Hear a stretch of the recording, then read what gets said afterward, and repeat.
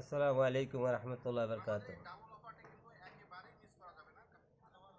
এই বাংলাদেশ জামাত ইসলাম গণভোটটা আলাদা চাইছিল, আর বিএনপির দল গণভোট ও জাতীয় ভোট একসাথে চাইছিল।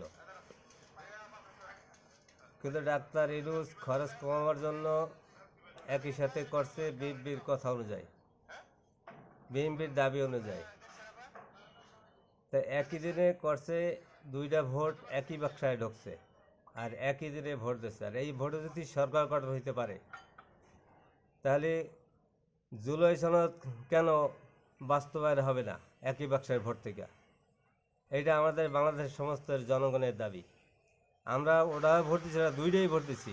একটা ভোট কার্যকরী হবে আর একটা কার্যকর হবে না, তা চলবে না।